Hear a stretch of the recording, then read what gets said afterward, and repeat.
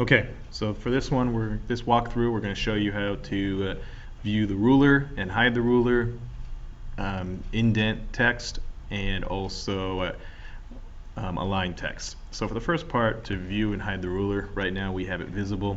So all we have to do is, we have two options to show and hide the ruler. The first option is we want to select the View Ruler button, which is located right above the scroll bar on the right side. Okay, if I click on it, it goes away. If I click on it again, it appears. So that's how you view the ruler. That's the easiest way. The second one is I can go to the View tab, and if you can see in the Show Hide box, I have the ruler check marked. If I click on the check mark, it will go away.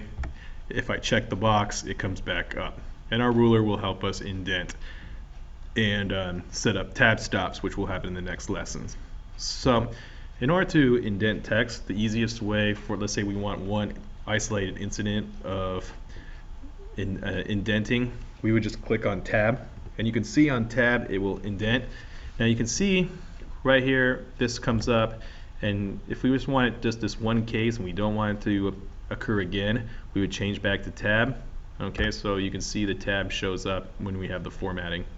Okay, now let's say that we want always the first line of every new paragraph to be indented. So one of the things I can do is right here, the top button, this is called the first line indent button.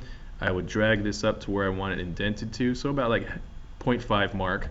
And you can see right now that it automatically indented to this point. So let's say that I clicked on a new paragraph, you can see that in addition automatically went to that next point.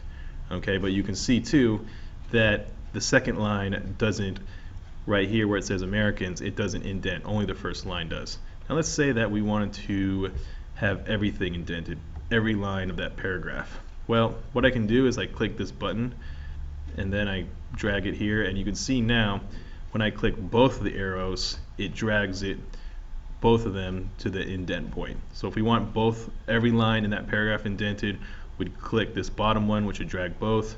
Let's say that we only want the top, we would only drag the top button. And that's how to indent.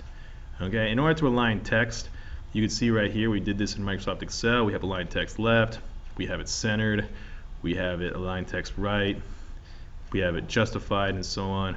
So let's say that we wanted all this text to be centered.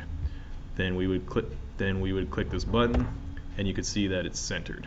So that's how we align text, that's how we indent, and that's how we use a ruler.